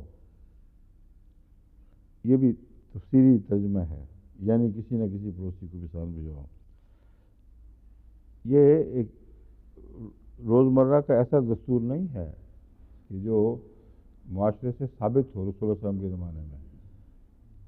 ہمیشہ رسول اللہ صلی اللہ علیہ وسلم سالن کو لمبا کرتے تھے، ہمیشہ پڑوسی کو ساتھ اس طرح بھیجتے تھے، کوئی ایسی روایتیں قطعی طور پر ملتی نہیں ہیں۔ مراد یہ ہے کہ کئی دفعہ انسان کوئی اچھی چیز پکاتا ہے، کوئی شوربہ خاص اہتمام سے پک رہا ہے، تو ایسی صورت میں فطرتاً انسان کو اپنے ساتھیوں کا خیال رکھنا چاہیے، اور پڑوس سے ایسے تعلقات ہوں کہ جہاں ممکن ہو وہاں کچھ سالن زیادہ کر دیا، کوئی پلیٹ، کوئی ڈش وہاں بھی بھیج دیا۔ قادیان میں یہ بہت رواج تھا، یہاں تو بڑا مشکل ہے کیونکہ یہاں تو فاصلے بھی بڑے، موٹر لے کے جانا پڑے گا، لیکن قادیان میں چونکہ اکثر گھر ساتھ ساتھ ملے ہوئے تھے احمدیوں کے محلوں میں، محلے دار بہت کرتے تھے یہ کام، اور ہمیں یاد ہے کہ کئی دفعہ ہمارے ہمسائے میں جو دوسرے بہن بھائی مائیں وغیرہ بستے تھے اور ارد گرد کے لوگ، تو کھانے کا وقت ہوا تو کوئی ڈش، کوئی پلیٹ اٹھا کے لے آیا، یہ چیز ہمارے یہاں اچھی پکی تھی، آپ بھی استعمال کریں۔ تو یہ اچھا رواج ہے، اس سے آپس میں محبت بڑھتی ہے، مگر ایسا قاعدہ کلیہ نہیں ہے کہ ہر کھانے کے وقت لازماً شوربے کو پتلا کرو۔ ایک حدیث میں ہے، حضرت ابو ذر، بخاری ہی کی روایت ہے، حضرت بخاری نہیں، حضرت ابو ذر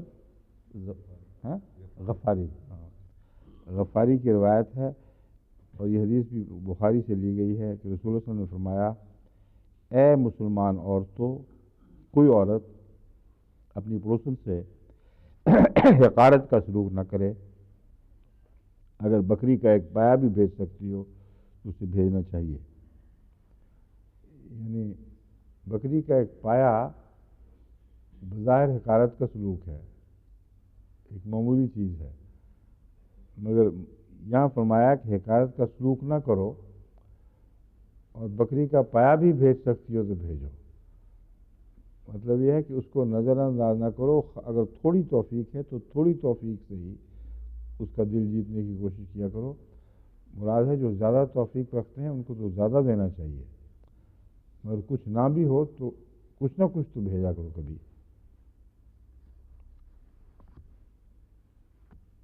کچھ نہ ہو تو مراد ہے زیادہ کچھ نہ ہو تو. ایک کتاب ہے الادب المفرد للبخاری. اس میں روزمرہ کے آداب، معاشرے کے جو سلوک اور ذمہ داریاں ہیں ان کے اوپر بہت ہی اچھی پیاری حدیثیں اکٹھی کر لی ہیں حضرت امام بخاری نے. اس کے متعلق اس کتاب میں حضرت مجاہد بیان کرتے ہیں کہ حضرت عبداللہ بن عمرو کی خدمت میں حاضر ہوا. اس وقت ان کا ایک غلام بکری کی کھال اتار رہا تھا. آپ نے غلام سے مخاطب ہو کر فرمایا، میاں دیکھو، جب کھال اتار چکو تو اس میں سے ہدیہ دینے کی پہل ہمارے یہودی پڑوسی سے کرنا. حاضرین میں سے ایک شخص بولا، حضرت خدا آپ کا بھلا کرے، آپ یہودی کو ہدیہ بیچتے ہیں؟ آپ نے فرمایا، میں نے نبی اکرم صلی اللہ علیہ وسلم کو پڑوسی کے بارے میں نصیحت فرماتے سنا ہے کہ ہمیں یہ ڈر پیدا ہو گیا کہ آپ اس کے وارث قرار دینے والے ہیں. یہ حدیث رسول اللہ صلی اللہ علیہ وسلم والی ہے. اس کو سننے والے نے غالباً اور طرح سے سن لیا ہے کہ ہمیں ڈر پیدا ہو گیا. رسول اللہ صلی اللہ علیہ وسلم فرماتے ہیں کہ میں نے سمجھا کہ گویا پڑوسی کو وارث بنا دیا جائے گا.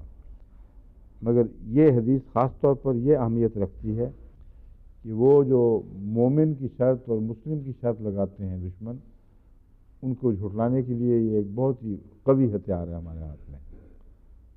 کہ ابن عمر نے جو رسول اللہ صلی اللہ علیہ وسلم سے تعلیم حاصل کی اس کا یہ معنی سمجھا تھا کہ اس میں مذہبی تفریق کو دخل دینے کا کوئی حق نہیں ہے. اگر یہودی بھی تمہارا ہمسایہ ہے تو اور وہ قریب تر ہے تو پہل تحفہ بھیجنے میں اس سے کیا کرو.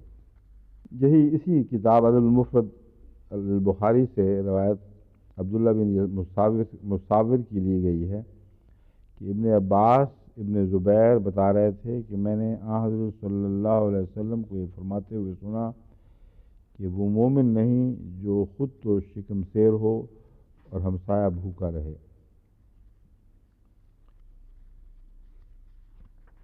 اس مضمون کی میرے خیال ہے کافی حدیثیں آ گئی ہیں. اب یہ بھی ایک ایسی حدیث ہے جو عجیب و غریب سی مضمون پر مشتمل ہے. اس لیے جب تک تحقیق نہ پوری کر لی جائے اس کی حیثیت کی، اس وقت تک اسے سند لینا غالباً مناسب نہیں ہوگا. ایک ابو ہریرہ سے روایت ہے کہ ایک شخص رسول اللہ صلی اللہ علیہ وسلم کی خدمت میں حاضر ہوا کہ میرا پڑوسی مجھے تنگ بہت کرتا ہے. آپ نے فرمایا، اپنا سامان گھر کا نکالو اور رستے میں رکھ دو. اور یہ عجیب سی بات ہے، یہ رسول اللہ صلی اللہ علیہ وسلم کی مزاج سے متصادم لگتی ہے بات. اور اس کا نتیجہ یہ ہوا کہ لوگوں نے اس پر بڑی لعنت ملامت کی. اور جب لعنت ملامت ہوئی اس پر، پھر وہ حاضر ہوا رسول اللہ صلی اللہ علیہ وسلم کی خدمت میں اور معافی مانگی. مجھ سے کہتا میرے پاس حاضر ہوا اور بہت معافیاں مانگی اور کہا، اب خدا کے لیے اپنے گھر واپس جاؤ، آئندہ میں تمہیں نہیں ستاؤں گا. اب یہ ایک ترکیب کسی اور کو سوجی ہوئی لگتی ہے مجھے، لیکن کتاب المفرد سے لی گئی. پتہ کریں کیا کس طرح اس کی حیثیت کیا ہے. مسافر کے حقوق کا جہاں تک تعلق ہے، حضرت ابو ہریرہ رضی اللہ تعالیٰ بیان کرتے ہیں کہ ایک مسافر حضور صلی اللہ علیہ وسلم کے پاس آیا.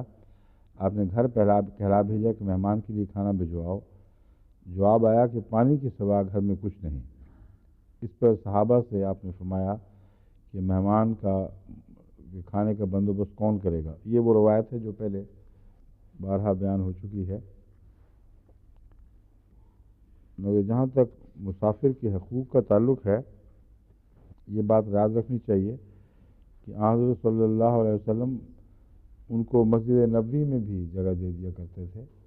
اور بعض مسافر اپنی بیماری کی وجہ سے یا بہت زیادہ کھا کر مسجد کو گندہ بھی کر دیتے تھے.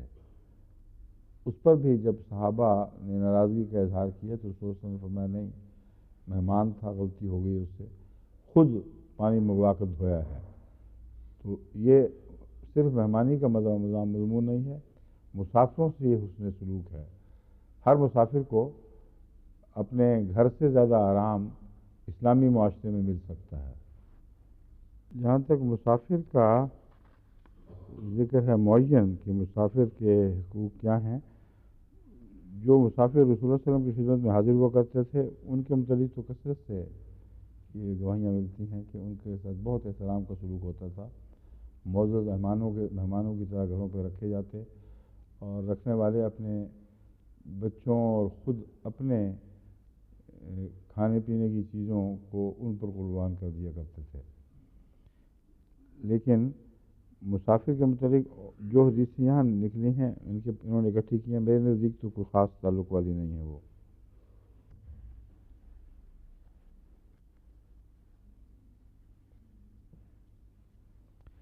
سفر پہ جانے کی دعائیں، آنے کی دعائیں، اب اس کا مسافر سے احسان والا سلوک کا تو کوئی تعلق نہیں نہ بنتا۔ ایک حق جو قرآن کریم نے واضح طور پر دیا ہے وہ یہ ہے کہ مسافر اگر تمہیں سلام کرتا ہے اور جنگ کا زمانہ بھی ہے اور دشمن حملہ آور بھی ہو رہا ہے تمہارے اوپر، تو کسی مزید چھان بین کا تمہیں کوئی حق نہیں ہے۔ اس کے سلام ہی کو اس کی امانت، اس کے محفوظ ہونے کا ذمہ دار سمجھنا چاہیے۔ یعنی اس کا سلام کہنا اس بات کی ضمانت ہوگا کہ تم اس کے اوپر، اس کا خون تم پر حرام ہو گیا، تم اس کے اوپر کسی قسم کی نہ ظالمانہ نظر ڈال سکتے ہو، نہ غاصبانہ نظر ڈال سکتے ہو۔ اس بہانے اس کا مال نہ لوٹو، اس بہانے اس کو قتل کا ارادہ نہ کرو کہ وہ اس کھلے میدان میں ہم سے ڈر کر اکیلا ہمیں سلام کہہ رہا ہے۔ تو یہ جو قرآنی آیت ہے یہ اس احسان کے سلوک کے اوپر ایک بہت عظیم شان روشن ڈالنے والی آیت ہے، اور عام طور پر لوگوں کے مزاج کے برعکس ہے۔ اکیلا دکیلا آدمی جنگ کے زمانے میں اگر دشمن قبیلوں کا ہو تو اس کے ساتھ بظاہر یہی انسان سلوک کرے گا، پکڑے گا اور اس کو قیدی بنا لے گا، لیکن اسلام نے اس کی حفاظت ایسی فرمائی ہے کہ کوئی مسافر راستہ چلتے غیر محفوظ نہیں ہے۔ چاہے جنگ کا دور بھی ہو تو مسافروں کے امن کو کی اس سے بہتر ضمانت نہیں دی جا سکتی۔ غلاموں سے سلوک کا جہاں تک تعلق ہے، اس میں تو بہت ہی تفصیلی تعلیم ہے اور کثرت سے ملتی ہے، جس کا خلاصہ یہ ہے کہ غلام کو جس طرح میاں کو فرمایا کہ جو خود کھاؤ بیوی کو کھلاؤ، جو خود پہنو بیوی کو پہناؤ، ویسا ہی غلام کے متعلق رسول اللہ صلی اللہ علیہ وسلم نے بار بار تاکید فرمائی کہ جو کچھ کھاتے ہو ویسے ہی غلام کو کھلایا کرو، جو پہنتے ہو ویسے ہی غلام کو پہنایا کرو۔ یہاں تک کہ بعض صحابہ اس پہ ایسا تشدد، اس سختی سے کاربند ہوتے تھے کہ جس رنگ کا کپڑا خریدا ہے اپنے لیے، بین ہی اسی رنگ کا کپڑا، اسی نقش کا کپڑا اپنے غلام کے لیے بھی لیا، اور کھانے پینے میں کوئی بھی فرق نہیں ہوا کرتا تھا۔ مگر رسول اللہ صلی اللہ علیہ وسلم سے ایک یہ بھی ثابت ہے کہ اگر تم بالکل ویسا نہیں کھلا سکتے، یعنی فرض کے طور پر نہیں، یہ احسان کی تعلیم ہے، اس لیے میں نے احسان کے نیچے اس کو بیان کیا ہے، یعنی فرائض میں سے نہیں ہے، مگر مومن کے حسن خلق سے توقع ہے کہ وہ اپنے غلام سے اس حد تک برابری کا سلوک کرے۔ تو فرمایا کہ پھر چند لقمے ہی دے دیا کرو اس کو، اس چیز کے جو تم کھا رہے ہو، اگر اس کا سالن الگ ہے تو کچھ تو وہ اس کو ملے جو تمہاری میز پر کھایا جا رہا ہے، تاکہ اس کو پتہ چلے کہ یہ نعمتیں بھی دنیا میں موجود ہیں۔ پھر فرمایا کہ اس کو کبھی اس کو بٹھایا کرو اور خود اس کی خدمت پر کھڑے ہو جایا کرو، تاکہ غلام کو یہ احساس ہو کہ میں کوئی ذلیل چیز نہیں ہوں، جس طرح میں مالک کی خدمت کر رہا ہوں، آج مالک میری خدمت کر رہا ہے، اور اس سے اس کے عزت نفس کا قیام ہوتا ہے۔ تو اسلامی معاشرے میں جہاں ما ملکت ایمانہم کا مضمون ملتا ہے، اس سے بسا اوقات لوگ یہ سمجھتے ہیں یہ غلام ان معنوں میں ہے جو دنیا سمجھتی ہے۔ اسلام میں جو غلامی کی تعلیم ہے وہی تعلیم جیسے کہ مسیح اور اسلام نے اس آیت کی تشریح میں فرمائی، آج کل نوکروں پر بھی ان معنوں میں اطلاق پاتی ہے۔ اپنے غلام کے ساتھ گھر کے کام کاج کے نوکروں کو بھی داخل فرمایا کہ ان سے اسی طرح حسن سلوک کیا کرو، اور جہاں تک انسان کوشش کرتا ہے کرنی چاہیے، مگر مشکل یہ ہے کہ ہمارے معاشرے میں نوکروں اور مالکوں کے درمیان اتنے فرق ڈال دیے گئے ہیں کہ آپ اگر کوشش بھی کریں تو نوکر کسی قیمت پہ ساتھ نہیں بیٹھے گا، جتنا مرضی زور لگا لیں، اور بعض دفعہ پھر حکمن بٹھا کر کہ نہیں اس بار تو ہم نے کروا کے چھوڑنا ہے، ان کو کھلایا جائے تو ان بیچاروں کا کھانا حرام ہو جاتا ہے۔ یہاں تک یہ رحم آتا ہے کہ اب اس مصیبت سے اس کو چھوڑ ہی دی جائے، مگر رسول اللہ علیہ وسلم کے زمانے میں یہ اجنبی بات نہیں تھی، یہ روزمرہ معاشرے کا حصہ بن چکا تھا۔ اور پھر غلام سے اگر کبھی سختی بھی کرنی پڑے تو اس سختی کے نتیجے میں سزا یہ ہے کہ اس کو آزاد کر دو۔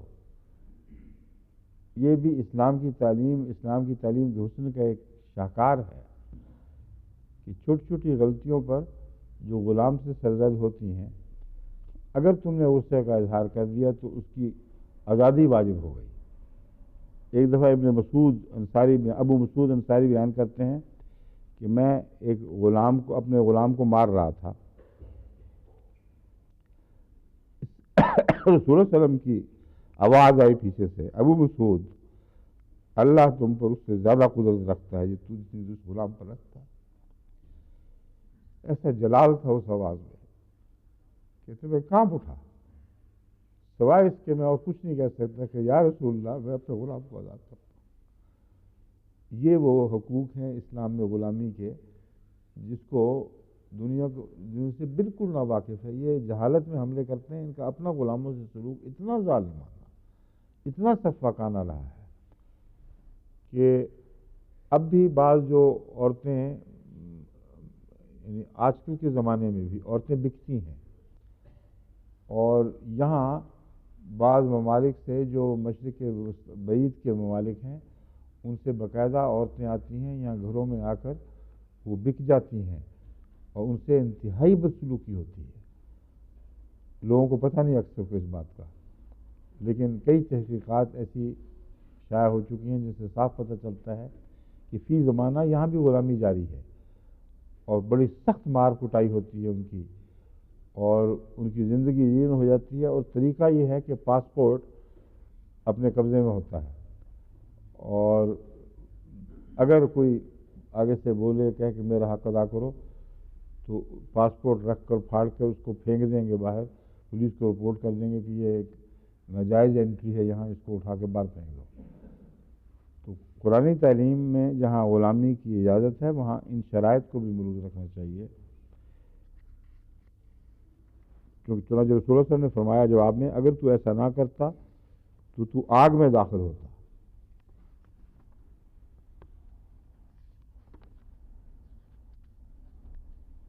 آپ ایک موقع پر فرماتے ہیں